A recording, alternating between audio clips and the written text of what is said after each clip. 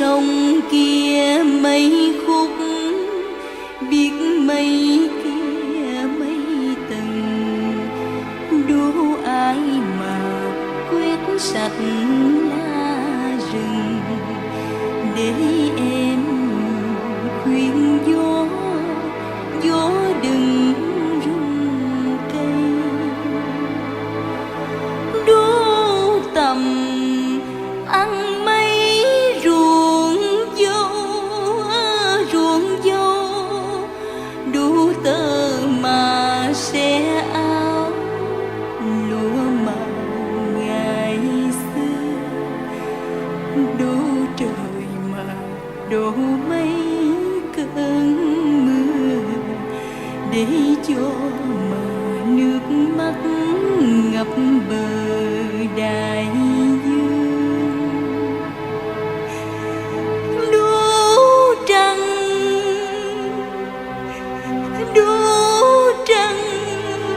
mấy tuổi trăng già, nửa đêm mà trăng đến đứng chờ ngoài hiên.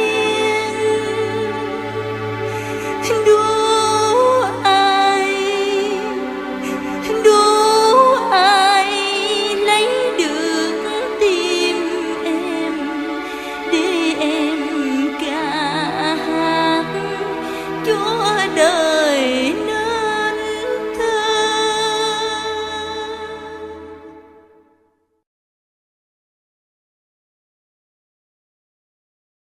Good afternoon. My name is Pedro.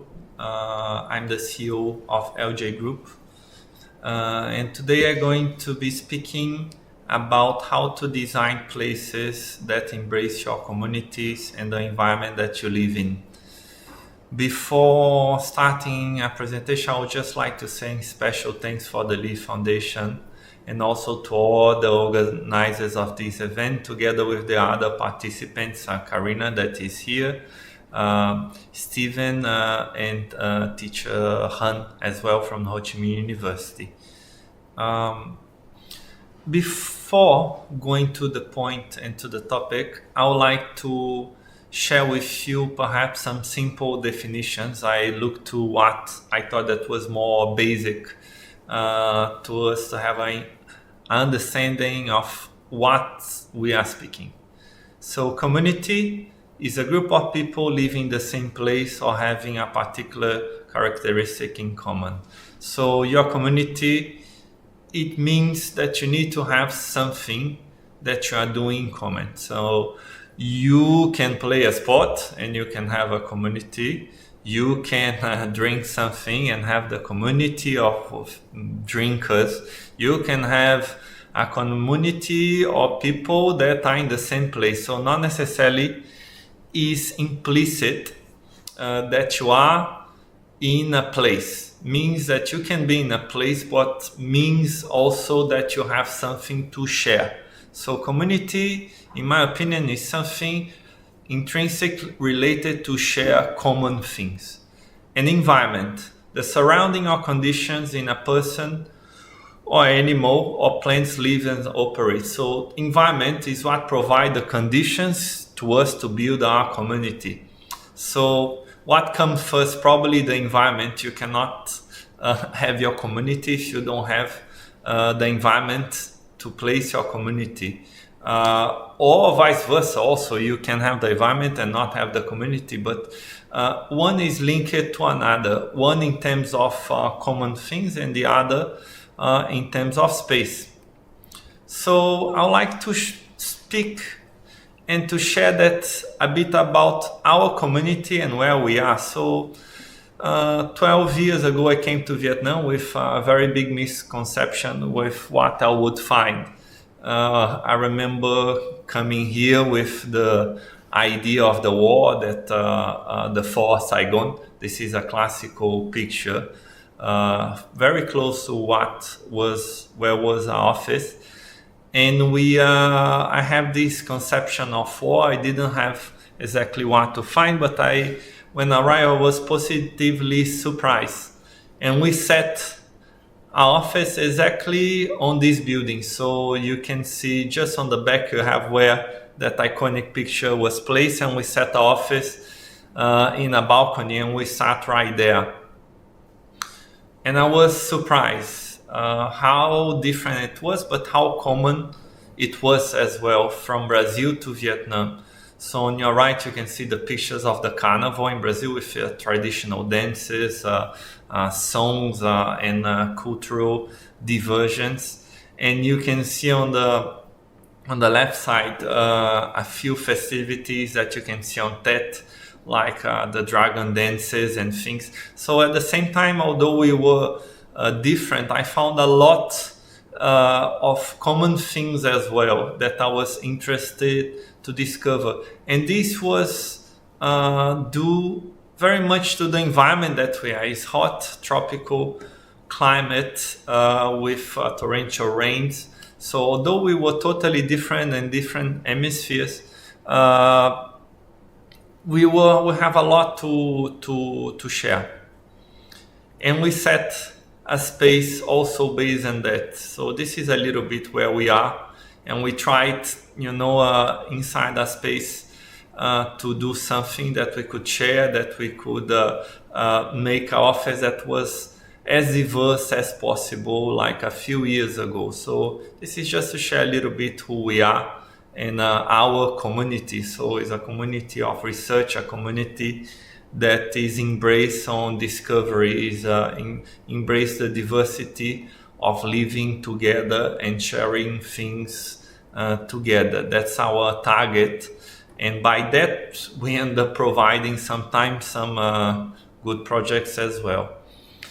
But going to the broader view of this, I would like you to think about how different and how the opposites that we are seeing in the same planet, motivated by the environment that we have. So we have places that have explosion of life, multiple species, like if we are living on the tropics, if we are living in a humid climate, you're gonna see this explosion of life, of plants, etc. We can go to the poles where we see it's not the absence of life, but a almost complete different way of life.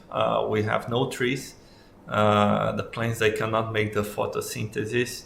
And we have perhaps a few animals that are used to this space, but we are living in these diversions.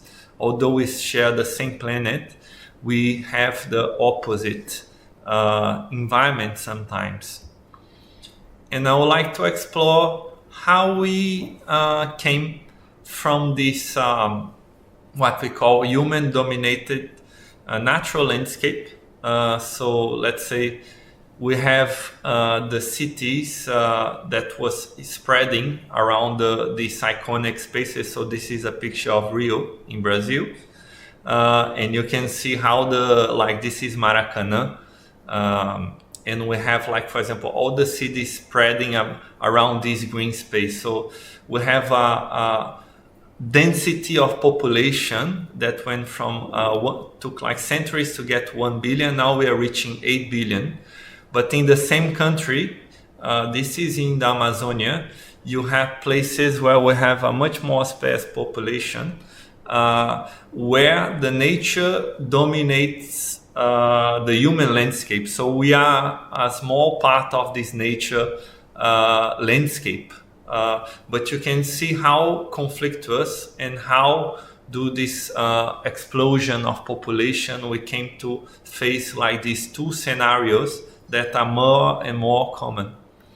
And this is a little bit how we see also how happens like true, I will not call evolution because we are on the same time. These pictures, they are not so different in time, but how we came to this scenario of population explosion to a scenario of sparsity where we are more visitors, and do that we start to transform the environment that we live in. This is one example what happens in this environmental relations. So on your left, you can see that Amazonia for centuries were, for millennia and millions of years, were used like sand of Sahara or fertilizer. This is a process that happens naturally through the wind. And on your right side, you can see a different system in terms of pollution. For example, you have the harvest fires that happens on sometimes when you are burning rice, and this pollution is spread. So this connection with our planet comes for beneficial or not so beneficial ways, so we can spread pollution of it. So somehow we are always, like it or not, we are connected in a micro and but also in a large scale. And how we have evolved from a process where we were in this individual cell. Like this is already a much close process. I grew up without a phone, but now we connect to our phones and we are connected to the world and we see what we are living. And even on the crowds now, you are in a show, but all of you have already experienced the situation that you are in a place speaking with someone that the person is not there at the same time, because it's connected virtually with other persons. So this is about the connections that we are creating. And now more about this new scenario that is happening through AI as well, that we don't know even what is real and what is fake, so we cannot identify more what are the things that we are seeing. So is the opposite of what we had, so we cannot identify. This is another system of landscape. And I will speak how this also is manifested in our cities as well. So we have the distance that is created.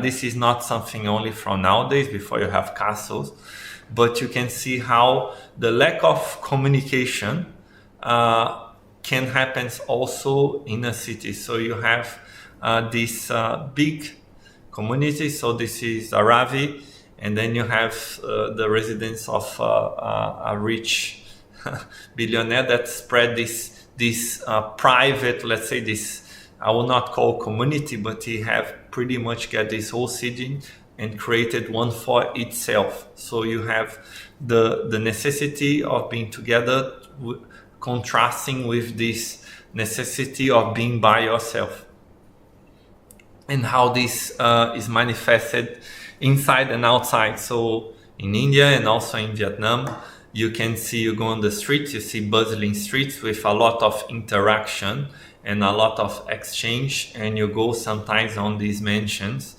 and what they see as sometimes as a evolution that is, at least in their eyes, is this separation of what is the cities, right? That is, after all, is this place to stay together, that we need to interact with other people, otherwise cities wouldn't exist. And this also happened in the houses, and how you can see this is a picture of São Paulo. Could be in many places of the world, could be in Vietnam, could be in any city in the world, but how people are creating these fences to isolate themselves, how they are creating like spaces that they cannot communicate with the others. So in your right, you see a mansion from a millionaire of São Paulo, but on the other side, Bin Laden create a bunker to protect itself from the surroundings. So I think worth questioning if what city we want and how we want to connect to other people, and how to make possible how we can relate and how we can create new communities and how we can relate with the environment, because it's a negation. We are negating like both the communities but the environment as well. So inside we create a house with pools, and the cities is not part of where you are anymore. And this is what happens, So we share a beautiful life on the Instagram. That can be real or not. We can use like AI to create whatever you want if we want. And sometimes we have these areas that we want that create this vigilante mode where we need to spy for security reasons, or perhaps just to see what people are doing. So this is a reflex of time. I don't know if this is good or bad. Personally, it's something that I think we should question it. So now, in summary, after these images, I will show a little bit of what we have done in a few projects. We cannot address all these points, but this is these points are to make us reflect in what kind of city we want to live in. And I'm gonna share just a few examples of projects that we have done that I think they at least we try to embrace, let's say, our environment and how to make people to stay together, etc. So this is normally a study that we do when we are doing a master plan. So the relation of our environment comes by studying what was there, what was created. So we took in consideration what are like the roads, what are the animal paths, in order to after create something that will be in accordance to the environment and in respect to what was there.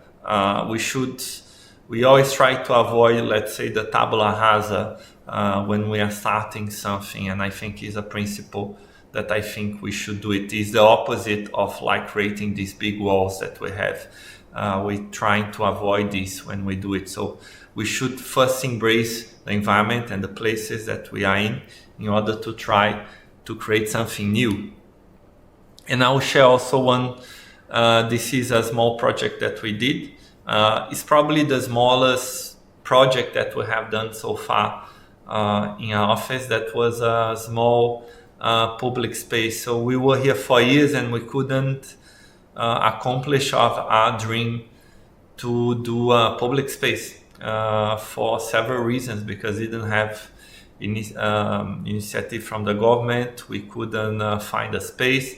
And then at one point we decided to do one by ourselves, exactly where I used to live a few years ago. This was 2018. And what you can see here is pretty much our project coming to place. And this is how we start to build our project. So this is images from the security cameras. We start to set a space inside a small alley that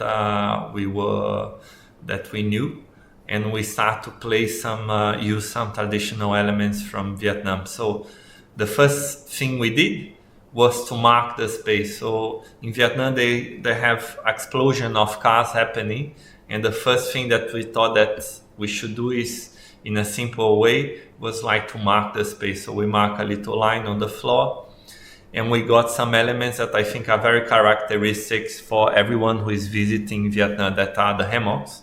You have coffees that people stay on the hammocks, and we get the plastic stools, and with it we try to create something different. So this is how this was conceived.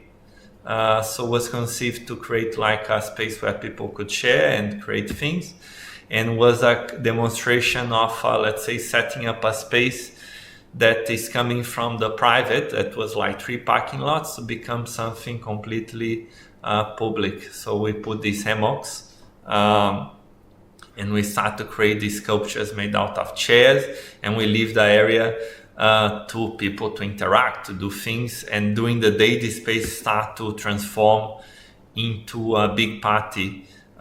People start to go have drinks and to share,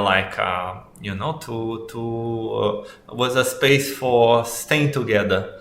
And you can see that it's hard to see where the project starts and where the city blends in. So although it's totally it's very different in terms of design, it blends in because are the same elements that you see every day in the city, but composed in a complete different way. the way we have organized. And that night, people start to gather and etc. Start to use for dance events.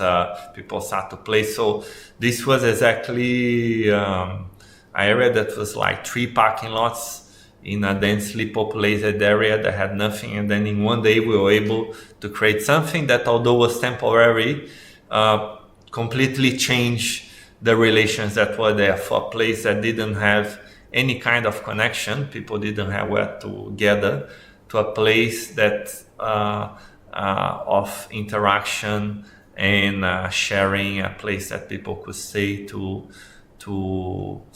interact with one to another. And after, let's say, the last thing that we did was to share like a little manual of how they could do even the space by themselves. So they could bring their own chairs, they could, so we leave a space for spontaneous generation that was inspired also in their own alleys. So we thought that the best project that we could do is a project that perhaps to set the limits of our projects in the floor, but we could leave space to people to do their own things. A project that was spontaneous, a spontaneous relation with who is living with the street, that we thought that was something that was missing and we wanted to create. So this was a few thoughts. These were mainly points to question ourselves, to make us think, with a few works that we have done as well. But the main purpose was like to share and to explore how, and to question ourselves how we could make a better city, and how we could, through our power, to embrace and create something that was have a positive impact. Okay, thank you very much. I hope you have enjoyed the presentation.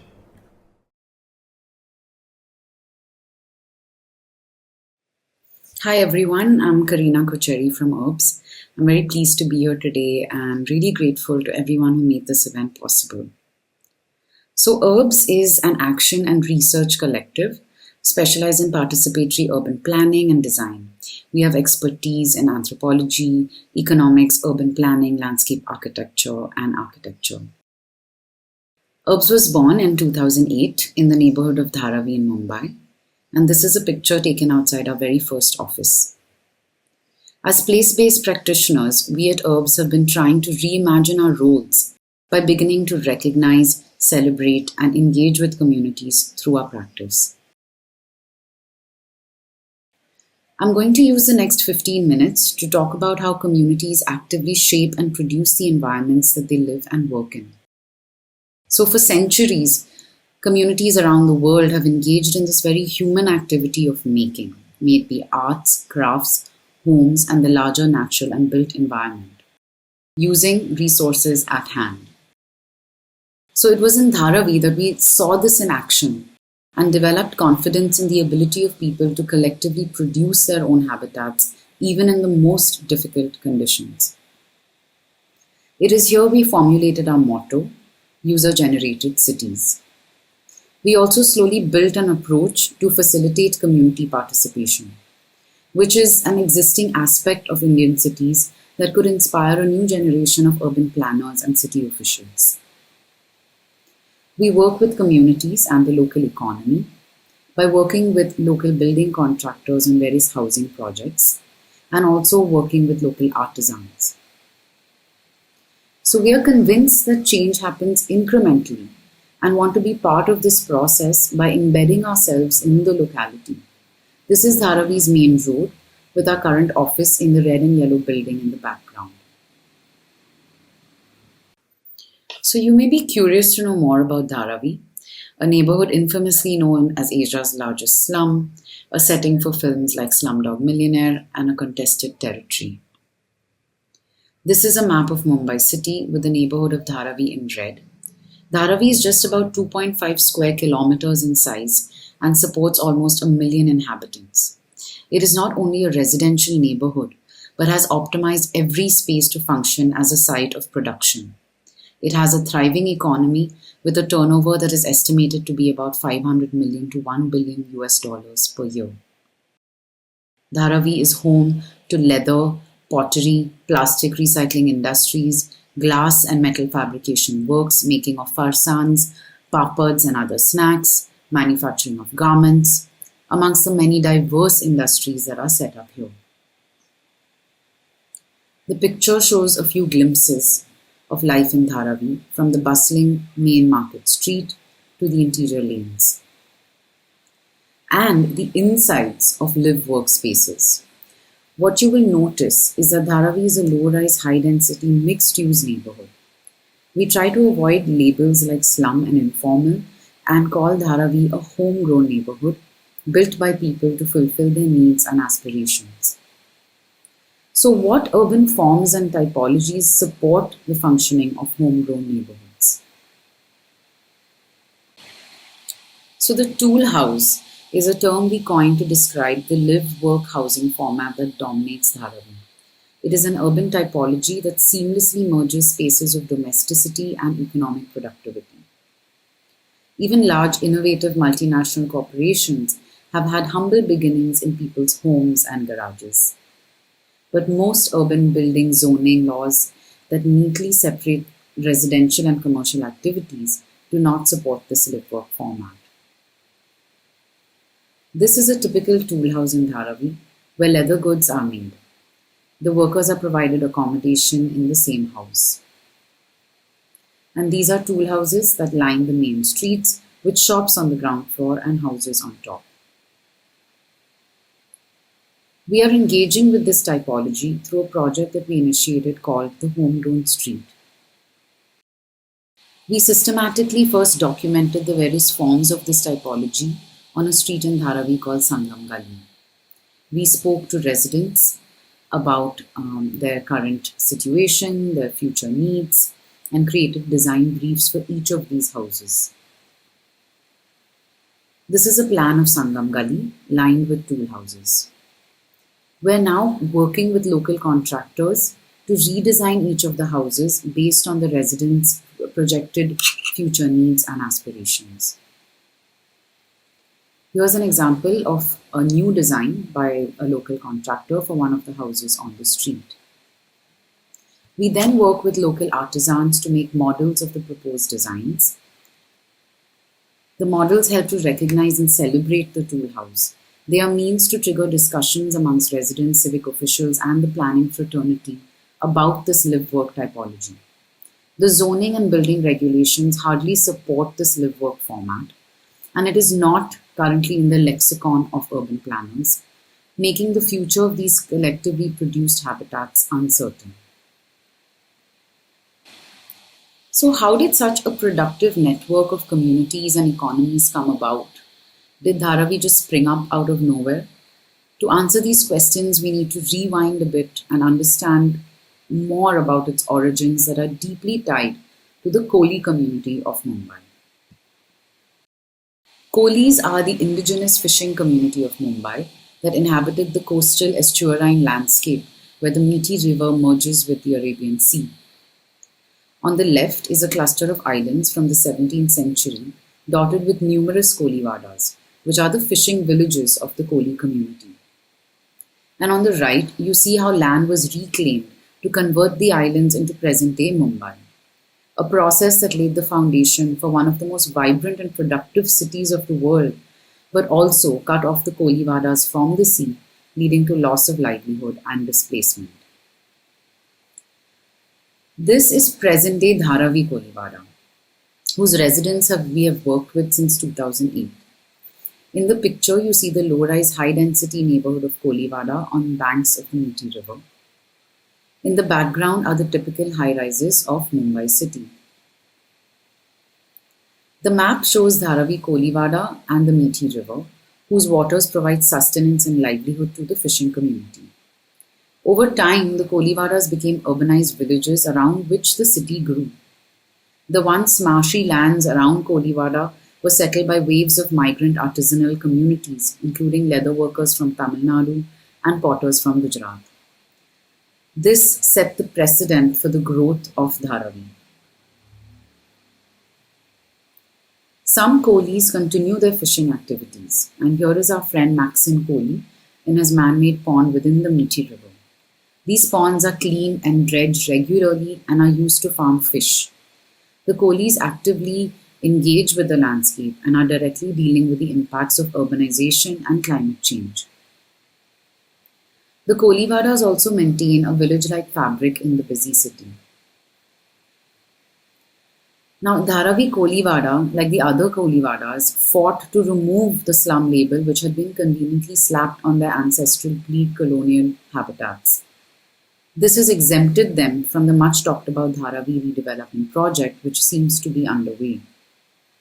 The reality is that Dharavi and Kolivada are not neighborhoods in stasis, but have been improving and self-redeveloping over the past years. So we couldn't help asking, can Kolivada's self-development become an inspiration for a people-centric development of the rest of Dharavi and similar settlements around the world?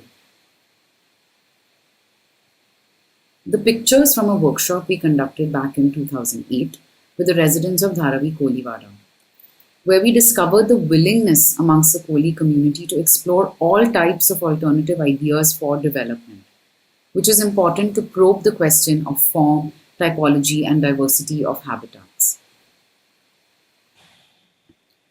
We have recently started work on an action-based comprehensive development plan for Dharavi Kolivada, which promotes the user-driven incremental redevelopment of the neighborhood. The ABCD of Dharavi Kolivada will be produced with the active participation of its residents.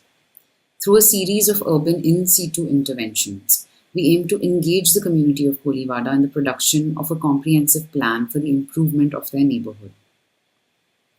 We're in the initial stage of the project, and this involves a lot of interaction and engagement with the community to flesh out what these interventions could be. We have been visiting the Kolivada fish market frequently to establish a connection with the Koli women, both buying and selling fish. We have also been meeting with the community to discuss plans for a water and sanitation project led by the Dharavi Koli Jamaat, which is the Kolivada's governing body. And alongside this, we've been making maps and diagrams and a model of the neighborhood, which we plan to use as a tool to further engage the community and gather more accurate knowledge about the buildings and topography. Based on our conversation with various members of the community so far, the interventions we're thinking of could include the upgradation of the existing fish market with cold storage facilities and maybe a new roof, the restoration and regeneration of Koli land along the Meghal River, which is now used as a parking lot and dumping ground for the city, but it is occasionally cleaned up and used by the Kolis to celebrate festivals that worship the life-giving waters of the Meghal River, festivals like Nareli Purnima. We have also already commenced work on the planning and phasing of the water supply and sanitation infrastructure for the neighborhood. Due to the Kolivadas being perceived as slums, they were neglected by civic authorities and had to manage water supply and sanitation infrastructure on their own. Here you see how the water supply lines currently overlap with the sewage system, which, as we all know, is a very hazardous situation. So what we've been doing is mapping the current situation, helping the Koli Jamaat with making presentations to civic authorities, creating awareness amongst the residents, and planning and phasing the implementation of the project. It's been a long and fun journey since we started in 2008, and we've actually exported our learnings from Dharavi to our offices in Bogota, Geneva, Goa, and Paris. We are eager to continue our work in Dharavi and other neighborhoods around the world. To conclude, I'm going to need you to indulge me in a guessing game. Here are a series of pictures. Please guess where they were taken. You can type your answers in the chat box. So this is for picture 1. You can maybe just type picture 1 and where it was taken. Picture 2. Maybe I'll go back to that, show it to you for a little longer. And this is picture 3. So type your answers in the chat box, and thank you for your time and attention. Hope you enjoyed the work that we're doing, and we would be very happy to entertain any requests for collaboration or in research or even in the projects that we're doing. And you can check out our website, oaks.net. Thank you for your time. Thank you, Pedro and Kareena. I think this whole picture game was, very interesting, telling us that our cities are starting to look all the same. I really like the way, and it's quite interesting the way in which Pedro is actually talking about, how the environment we inhabit influences the community and vice versa, and also he talks about how it becomes a basis for our design explorations, while Kareena, on the other hand, talks about environment being an extension of the community and how community through participatory planning is trying to achieve certain, people are trying to achieve certain goals linked to overall well-being. The idea of neighborhood and community is almost lost of late in the urge of looking at cities as massive sort of machines or mechanical objects. And spaces that celebrate spirit, evoke nostalgia, and allow for interactions are dwindling. And that's the reason I see Pedro had this whole desire to work on a public space and, came up with this whole installation in one of his demonstrations. So I think the conversations around these aspects are also dwindling away of late around these ideas. And so without wasting any further time, we will launch into a conversation. And for this, I would like to invite our discussants for the evening, Mr. Stephen Petit, Dr. Wu Han, Ms. Neha Sarwate, Dr. Meghal Arya, and Professor Nilkant Chaya to take these conversations forward. And also, we are joined by Mr. Aniket Bhagwat. I would like to take my first question to Mr. Petit to share his thoughts on the presentations. And as someone who practices out of both Belgium and Vietnam, how is it different in engaging with communities in these two different nations? Yeah, first of all, I really like indeed the interaction and the different approach between Mr. Pedro and Mr. Kareena. I think Mr. Pedro had more the holistic approach and what happened on the global scale, what affect the landscapes, and of course the community oriented reference was also interesting. And then you have Ms. Kareena that actually approached environment and communities from the co-creative participation from the community involved approach. And what I think is that both presentations say something about the changing role of the landscape designer. Before, landscapers were people who came at the last stage of a project to define the green and to shape a landscape. But now landscape designers start to think on a bigger scale from a global perspective. And secondly, we have a crucial role in improving many global challenges that also Pedro addressed it, like the climate change problems and so on. So my biggest conclusion from both presentations is that the role as a landscape designer changed. We are more a facilitator, we are more an initiator, while from top down to a designer that listen to the community and go bottom up in the design process. And maybe secondly, also the scale of landscape design changed. And I think that's why we move also to landscape urbanism instead of to landscape design. When you look at the scale of the project of Mr. Pedro, but also the scale of the initiatives of Ms. Kareena, this start to be on the scale of the urban fabric. So from landscape design, we also shift to landscape urbanism, and I think in the involvement of communities and in the shift towards responsibility to tackle climate challenges, the role of landscape architects will become more and more important in the future. Thank you. Thank you, Mr. Petit. Professor Chaya, we'd like to bring this to you. Your thoughts on the presentations and what is the kind of role we as professionals can play in improving our communities and improving the interactions between the environment, community, and so on. First of all, I was struck by both the presentations as showing two kinds of ways in which organisms become part of an environment. When we work as designers, whether architects, landscape architects, anyone who, we draw lines on pieces of paper.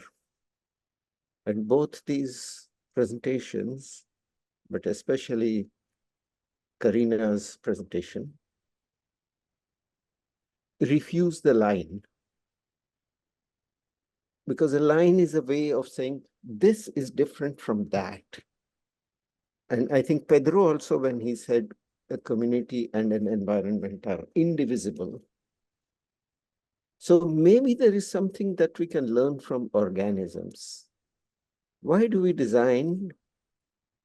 Why is the design process such that first we separate, then we generate the best ways of connecting? Nature works the other way. For example, there are the tribals of Gujarat. They do something which is called a marriage of two trees. So there's a palm tree, a date palm, and a peepal. A peepal is a ficus. And the two grow into each other. And they take sustenance from each other.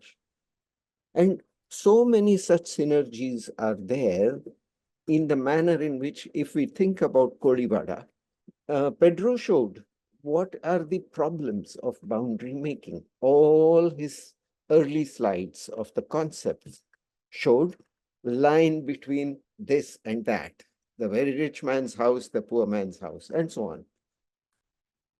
So his is another kind of, shall we say, inoculation, that the organism goes and inhabits an existing organism, an existing environment. And it's a new kind of thing. And Pedro, I think it will take a little bit of time for that to mature into something which can grow in itself. And it's then that the designer, and your last slide showed how you said people can do things on their own and build up. It's very interesting how we can change the very nature of design by looking at not at lines, but as gradations. Real environments have gradations. They don't have lines. And these gradations are what we are going to see as the only way in which we can create small, shall we say, petri dishes of community action, which start eating away. And I had a wonderful thought that if Kolivada could eat Bombay over a period of time, or if Pedro's public space could spread and grow and start bringing in all kinds of other things, then we might have a very different notion of design. And I think that's where we are going in general, or we ought to really. We aren't. Thank you, Chaya sir. It was wonderful. In fact, both the presentations made me feel very hopeful. And I think the statement you made that, wish Kolivada could eat away Bombay, I think makes me even more hopeful. So I take it to Mr. Aniket Bhagwat for his comments on the conversation. Aparna, I was struck, when they were talking about this, and I was sort of running this in my head. And I was saying intuitively one sort of very strongly subscribes to what both were saying, and yet in our own practice, all of us, we work in a counterintuitive manner. And why is that? I mean, why is it that while we intellectually subscribe to this way of thinking, why is it that when it comes to actually doing work, we are unable to do work? And I don't think it's right to sort of, just wash off the problem and say, well, because circumstances are different. I also think, look, and I'm, it's increasingly I'm beginning to believe that it's also because of the way that certain things and belief systems have been ingrained into our way of thinking. So just look at the idea of landscape, and since this is a landscape seminar, you look at the neoclassicist way of looking at land, right? Or the way that earlier landscapes were talked about. So you looked at a piece of ground, and the first thing that you did in a piece of ground is that you pretty much cleaned it up completely. I mean, you got rid of every weed, or what you called a weed, and very often they weren't weeds. But you really you dug them out, and you put pesticides, and you put fertilizer, chemicals, and you cleaned all the ground, and you made it a flat plate, a lifeless sort of place with the ability of generating a new life, but only at the cost of destroying everything that was there. And then you, of course, you supplanted this with a new idea, a new garden, a new plan, a new thought. And when you look at the evolution of the manner in very often that planners or planners, and I'm not just saying physical planners, but I'm also saying policymakers or politicians or people in the position of taking decisions, have looked at that idea. There has been this neoclassicist way of looking at development, that you cannot do development without cleaning up everything that is there. And it's only when you clean up things can you really express something new. You are beginning to see this in the country, and we all know this as to what is really happening with all our public spaces and projects in the country. We seem to believe very strongly that cleaning the slate is important to do something new. And at the most, when we hold something, it's really tokenism. It's not out of a belief that something needs to be held, but it's there because, well, a little nostalgia somewhere needs to be addressed. And I think it's really sort of painful to see the kind of trap in which we find ourselves in. And I think that, and I don't know the answers, but I do know intellectually and I do know philosophically that we will need to find ways of stepping out of this entrapment that we have and not really sort of be bleeding hearts when it comes to Kolivada or when it comes to Dharavi or in, a space that Pedro does, but really do it in all the work that we do. All of us are engaged in working with people who have money, or it's real estate or government and so on and so forth. And unless we begin to plant these seeds somehow in the work that we do and hope that these seeds have the ability of growing a little bit and beginning to influence processes, I don't think that we will change. So there's, I like what Kareena said, that, she believes in incremental change. And I do believe that that idea of incremental change is something that we need to bring into everything that we do. Things are not going to change overnight. And I think that in every project that we do, in every act that we do, in every note that we write, we will have to keep planting seeds almost in a surreptitious manner, in a manner in which they will sort of go in a stealth-like mode and do what they have to do and start influencing people, do conversation on the side, and then maybe things will begin to change. But I don't know how to do it. I wish somebody would throw light on it. But I completely agree with what both of them have said. And I deeply empathize with this line of thinking, but I'm stumped. But, that's the way that I see this predicament that I am in today. Yeah. So that's an interesting note, and I think Neha would be able to help us, because I think she is into advocacy and she is working across Gujarat, with people, with communities and government. How do you work, Neha? As an environmental planner as well, do you know all the complexities? All right. What I learned from this presentation is both the presentations for humility, people beginnings, humble initiatives. As architects, designers, we, by experience, as a teacher and as an advocate, when I interact with a lot of architects, developers, politicians, there's a lot of ego that comes in. And these two presentations today also give me a lot of hope that there is that working with communities and doing things for them, because at the end of the day, they are the occupiers, they are the users of the spaces that we create and we design. So working with the communities is definitely a way forward. But a lot of, I think the developers, the politicians, the policymakers need to be made aware. And that has been my challenge in the areas that I work in, to actually make them aware about what are the different possibilities, what is required in today's way and time. The laws and the policies, Aniket spoke about planning and the whole divide factor, zoning the way we see it. We are still very colonized in our mindset, where we tend to differentiate one against the other. And the blurring of the lines is, like how Professor Chayar also said, blurring of the lines is what is required. And that is something that needs to be ingrained or imbibed in our policies that we have.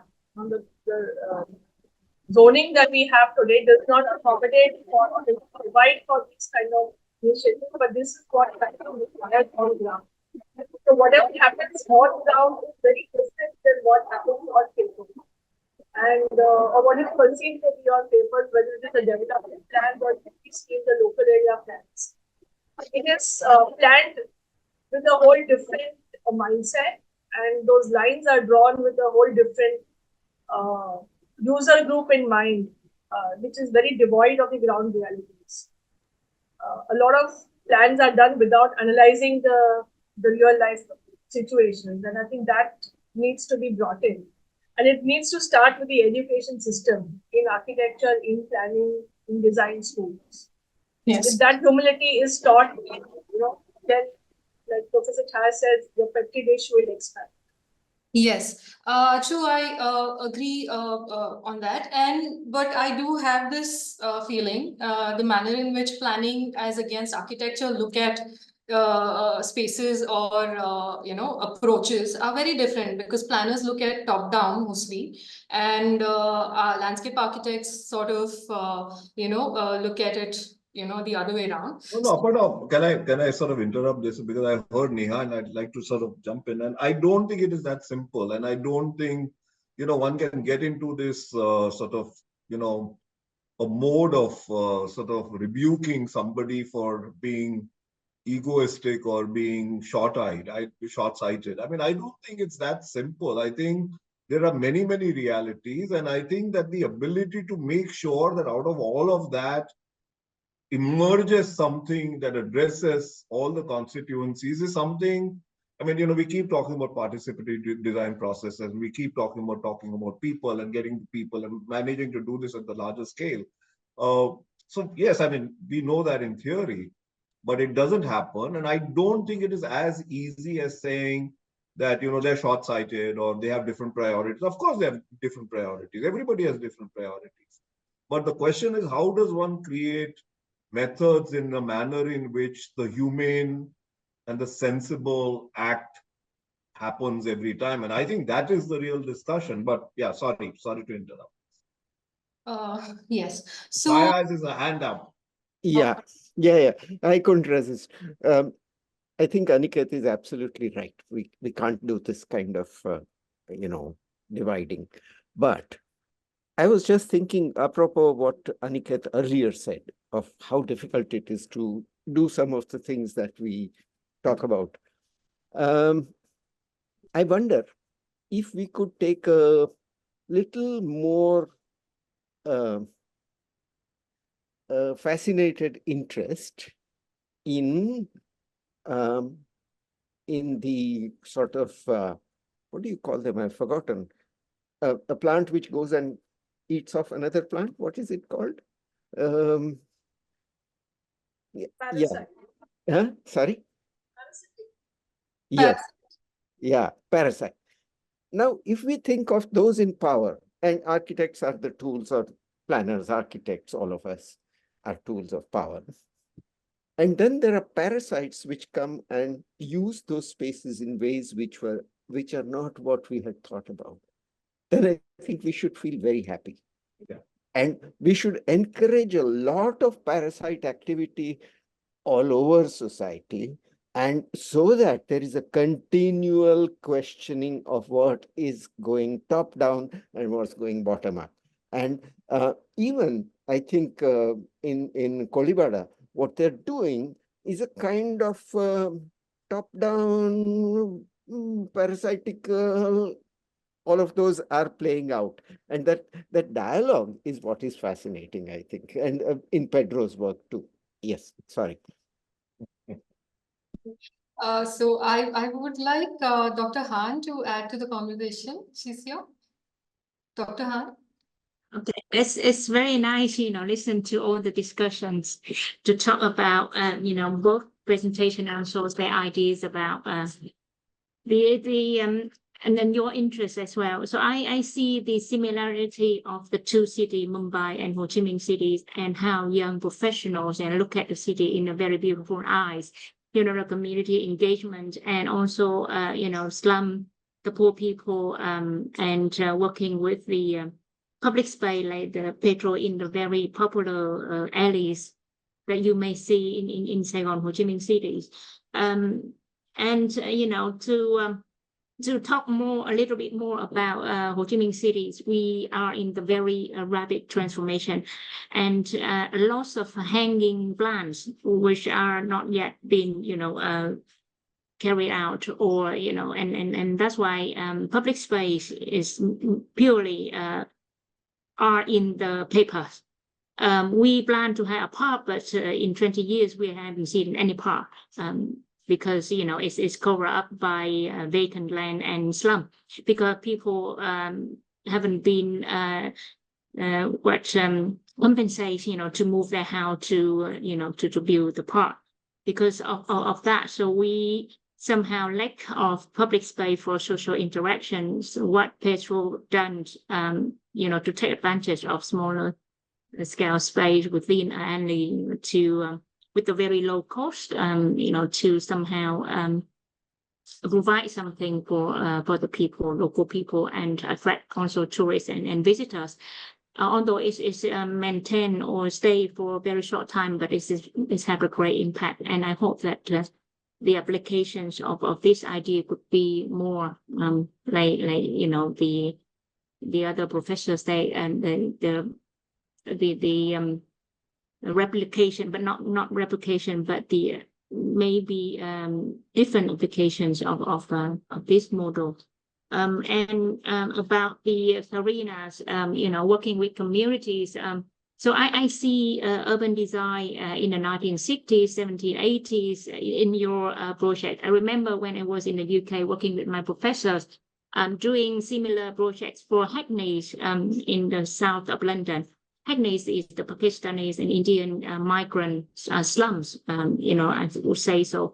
A very insecure, neighborhood, and with a very low budget and with participation in different aspects in terms of management, construction, and also planning to change that neighborhood. We are able to use, I think, $20,000 US only, to transform a place. And if you look at Hackney today, you see, it's a beautiful neighborhood, more secure, and people are quite happy.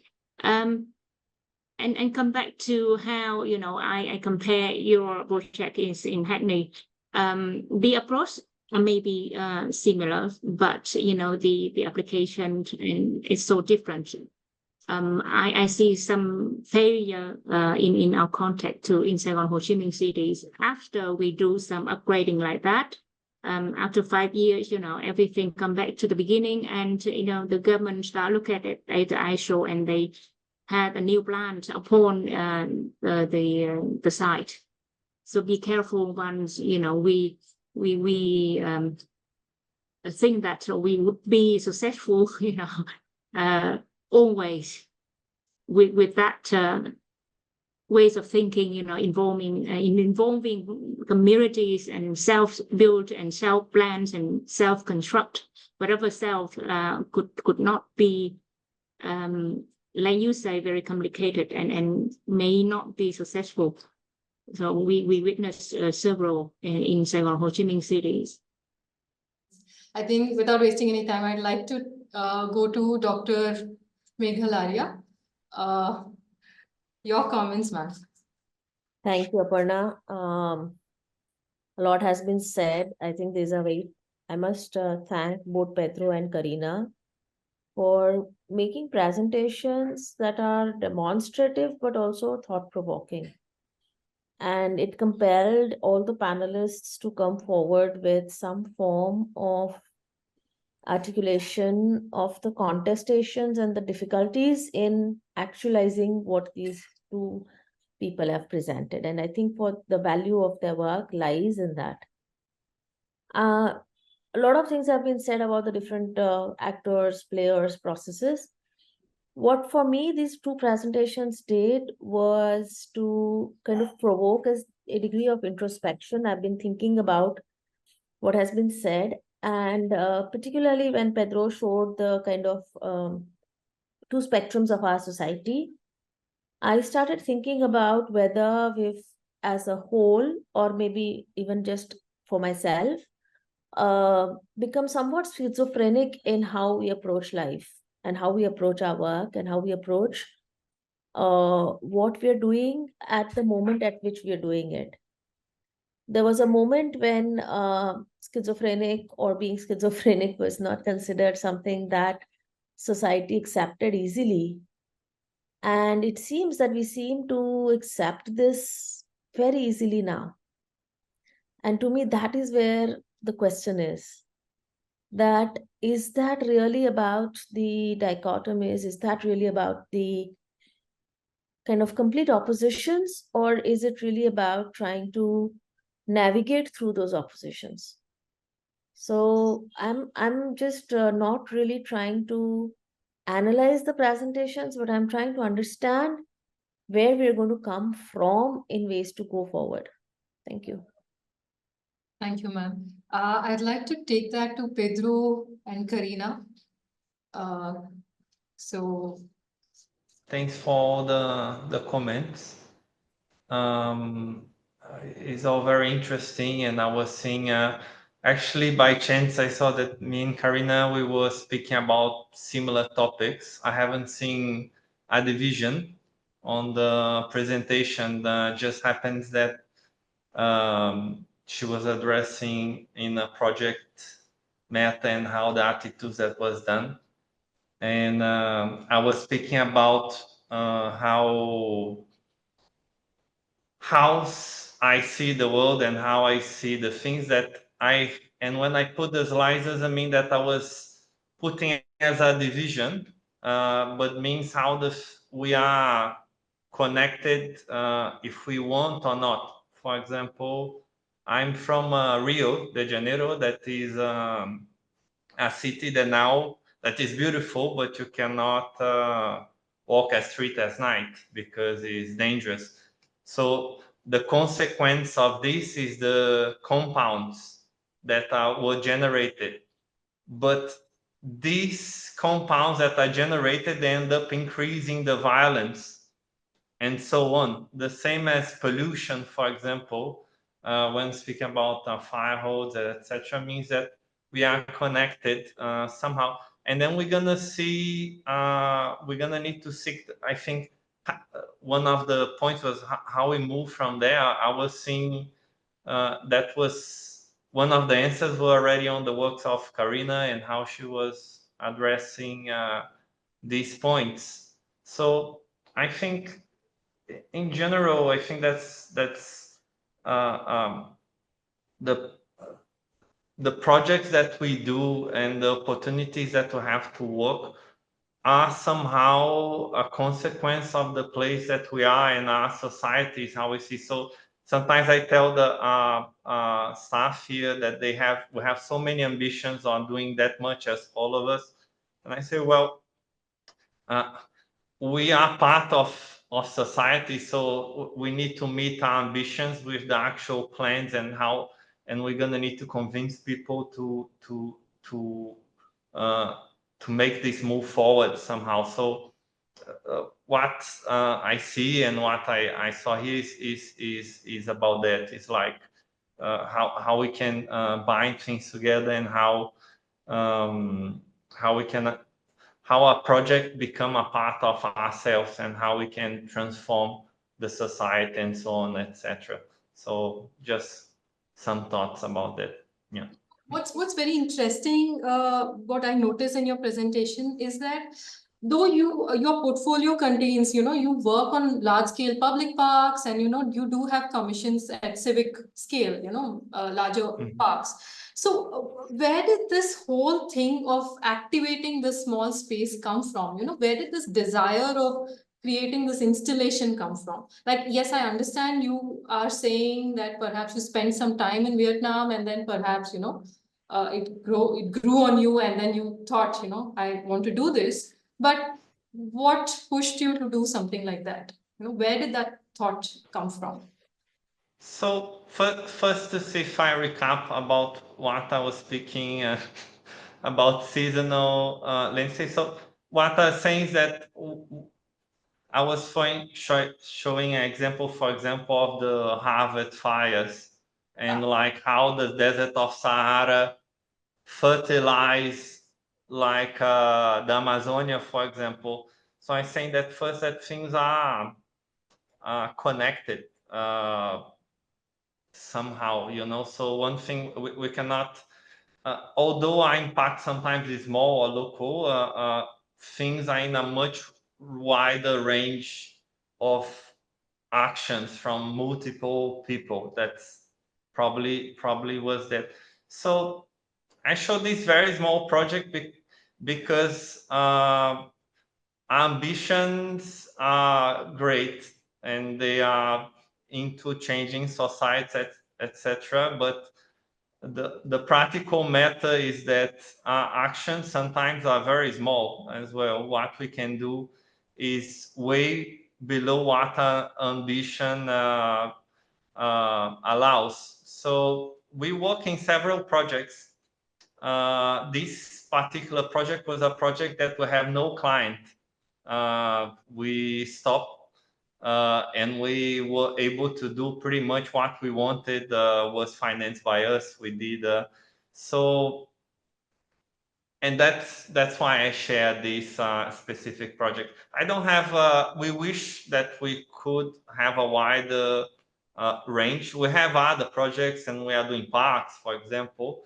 But I don't see also the importance of the project being related also to the scale. I have seen great projects that have on a small scale, or I sitting on a chair that I found that's a great design or something. So I see as a part of layers of designs and environments, etc. Yeah. Wonderful. Kareena, would you like to say a few words about the kind of work you're doing and why is the reason you're a trained landscape architect. So how is it that, you took this route and in working with the community in the heart of Mumbai? Yes, thank you for this question, and thank you everyone in the panel discussion. It was very thought-provoking and also encouraging. So I'd like to say that I think I was very fortunate to meet the founders of URBZ, who are not architects or landscape architects. So, and I think that's crucial to mention. Because URBZ was founded by Rahul Srivastav, who's an anthropologist, and Matthias Echenove, who has a background in, who's actually an economist and then did a master's in urban planning. So that really gave us, this approach, which is very embedded in locality and community. And we like to say that, in a way, it's not that we are activating the community to participate in our projects, but it's rather the other way around, that the community is mobilizing us to participate in, their activities. And also on the team, we have my dear colleague Samita Patil, who's a Koli from Mahim Koliwada. So she's also an architect and urban planner. So when Professor Chaya said that, Koliwada should eat up Bombay, I think that's her dream come true. And we have been, working on reimagining and envisioning, what would Koliwada be like, or what would Bombay be like if the Kolis had the mandate of planning the city. So that's one thing. And in fact, I also just wanted to add that, the mashups in the end, the intention was more to show how, not that all our cities are starting to look the same, but more to show that, there is this typology that other cities around the world have accepted and have even celebrated. And there are a lot of, European medieval towns that people now go to visit these narrow streets, and it's recognized for the, diversity and the kind of lives that these neighborhoods support. And Tokyo is a great example. If I may, Yes. I think Meghal raised a very, very important point. Schizophrenia, that you have the extremes. I think this is built into the market society. It's built into the politics of society as it's constructed now. And unless we are able to create a band in which the extremities are reduced, Pedro showed us Antilla and Dharavi. And that extremity is so stark, and it's increasing all over the world. And unless we are able to reduce that, we are going to damage the environment, we are going to create human problems, we are going to create psychological problems, as Meghal quite rightly pointed out. So that whatever one was talking about of the interdependency of decisions and inhabitations, I think that is better possible, it's healthier if there is less of a disparity. And I think the larger agenda for us as citizens is how do we create a society in which there is less disparity of power, less disparity of wealth, less disparity of gender, less disparity of every single aspect of living life. And I think in that, Meghal pointed to the larger issue. And I think that's very, very important. And I think beyond that, it's been something which is going on and all of us are involved in. And I hope that we take back something from these two examples of work and try and find something to do in the area of reducing this kind of vast divide. Thank you, Meghal. Dr. Han, do you want to share anything? I just wanted to ask you one question. So we, as you know, in the academic world right now, what we see is we are quite sensitized and sensitive to all these aspects in the academic world when we are studying and when we are being taught. But after that, when we come out, like how Mr. Bhagwat was pointing out, that we are sensitive enough, we know the issues, but a lot of times we are unable to cross that line and then, make things happen. So I mean, at least when I was studying, we were, being sensitized to a lot of issues of the city and the environment and how we interact with it. So does that happen even now, in your classrooms, at least? In our universities, we have certain projects where we work with the communities and slum to regeneration, especially urban design programs. So from year one, they have that opportunities, to work with, and I think continue to work in 5 years. Not in architecture's program because we mainly do building design, but planning and urban design. We quite often we work with poor communities and alleys because this is one of the identity of our city. A lot of slums along the canals and lots of alleys, like Pedro have said.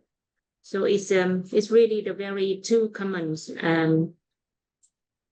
image of the cities that we want our young students and maybe later graduates and professionals look at and have their own sensitivity, when they work with the government and other private sector to do a project. Thank you on that. Anyone else? Aniket, you would like to? Listening, I stepped out for a minute, so I lost what Meghal said, so I'll have to catch up with her on that later. But I did hear what Chaya had to say as a response to Meghal. And I think, at some level, it's an often used word, but I don't think that we understand the meaning of the word moderation.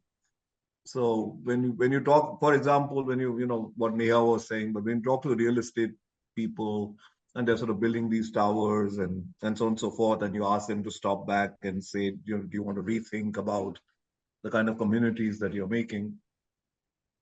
And typically, as architects and so on and so forth, we will refer back to these traditional settlements or even, the kind of places that Pedro and Kareena is talking about, and saying, look at the quality of life. And of course, what they will not see is the quality of life, but they will look at problems of urban sanitation. They will look at problems of health.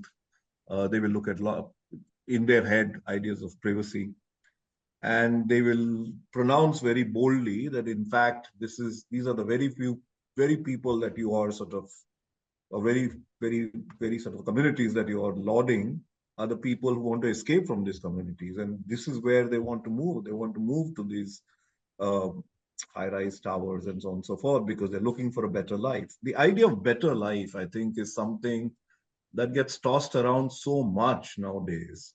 And everybody seems to have an opinion about what this idea of better life is. Everybody knows, and everybody has a very distinctly different idea. Look at public spaces, for example, and only because of late we've started doing a little bit, I've understood that space a little bit more. Earlier, I had never done it. But, there is, of course, this whole thing of what the people want is what we know, and hence we will do. And as again, something like what Pedro says is very modest and nonetheless is as vibrant, in fact, perhaps more vibrant. And how do you moderate these discussions? And I don't think you can be very opinionated in these discussions, but you need to moderate them in a manner in which you listen very keenly. But you know that everybody has a point of view, and it's about how do you make this point of view to sit on the table and come up with something that works. And I think that's the big struggle. I think a lot of us don't listen enough.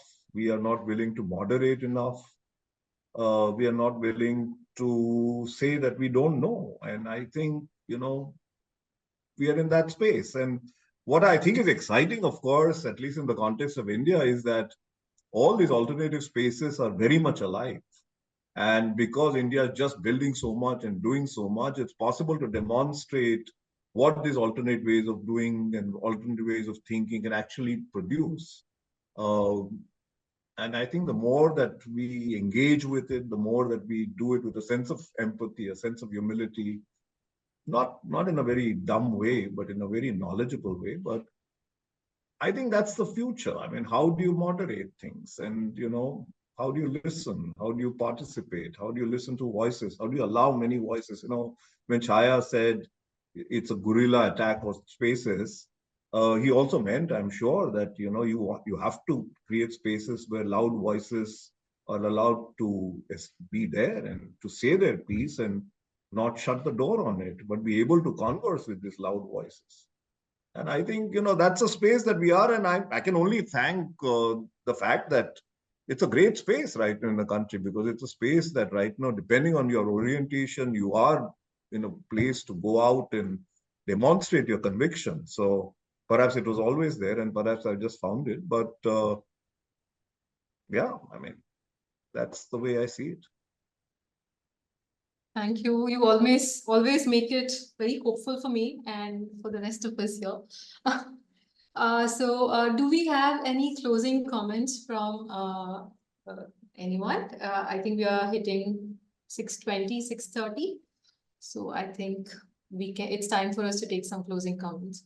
I just had a question for all of you. Are you really live in any slum or nearby slum before, or how do you experience their lives? And we are talking about their lives, their hope, and their transformation. And do you really live within them?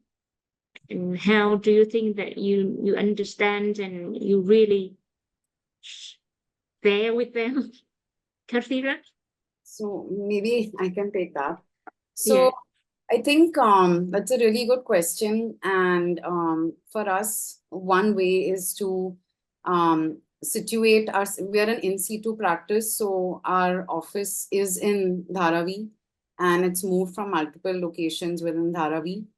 And some of us have stayed in the office for long periods. We have we are learning from how Dharavi operates. So our office also has a live space. And I think more than anything, I think what Bhagwat sir was saying about, us learning to listen, learning to facilitate participation, understanding ways in which, our roles as architects and planners are shifting, and how maybe we can make these inquiries, into methodologies of engaging with communities, being more open and listening. And it's not about building consensus, but actually just allowing a platform for diverse voices to be heard. And also consider that the user is actually an expert on the locality and on the neighborhood. So the user is one of the experts whose voice is usually, not even considered in most of top-down planning. So for me, it's been very interesting to work with an interdisciplinary team. And I think that's also important to break disciplinary silos and, interact with people who have a different training and a different lens of seeing such spaces or places around the world. And so I think, I don't think I think what I'm trying to say is that it's really important to make time as part of our design process and to really embed community by really listening to what people are saying. And I think Mr. Bhagwat had also said in one of our previous conversations that, the role there's no longer any profession, but it's all about just being a professional. So I was very inspired by that. And I think that's the direction, that I see a lot of things going in. And if we can cultivate and reposition and reposture ourselves, even in, in schools and classrooms, and the way we're taught to be architects or to play that role, I think this is one of them. And what Neha was mentioning about, having a more humble approach to it, it can go a long way. Sure. To that effect, there is a comment from an anonymous attendee. Vaidehi, can you just Sure. that? So our attendee says, while these methods can be difficult, humility when approaching design, diluting the ego as mentioned earlier are important. Approaching planning and design as a translator and handing over the expertise had to the community, the user, the people who have place-based knowledge that we may not is important. The barriers that make this approach difficult are this lack of humility and the inability to put in the time and resources that it takes to do this work. It's difficult, yes, but these are changes we can make. Education shifts is definitely one of the first few steps. Policies that don't encourage just a greenwashing approach to community participation, but a meaningful process that truly engages participation. this is possible, and the work that both our presenters, Pedro and Kareena, discussed is a testament to that. Interdisciplinary teams can facilitate this. Also, naming is political. It's important that we leave the words that encourage neo-colonialism like slum in the past. So that is a comment that we have received. Yes. Thank you. Thank you. Anybody else? Chaya sir, Meghal ma'am, anybody wants to add to this? Mr. Stephen, would you? I don't want to be known as too talkative a person, but I can't let go this, Dr. Han asked about whether one has lived in a slum. So first 10 years of my life, I lived in a building where there were about 15 rooms and 2 shared toilets. And each room was occupied by a family of perhaps 4 or more. And it's very similar to some of the conditions that you find in what we call slums. Now, when we design for that, everybody asks us, have you ever lived in something like that? Because the implication is that you don't know what that thing is like. Therefore, you're just talking out of some kind of bleeding heart, but you don't know what it is. Nobody asks me that question when I design a house for a very rich person. I've never had the kind of wealth that they've had or the kind of space that they have.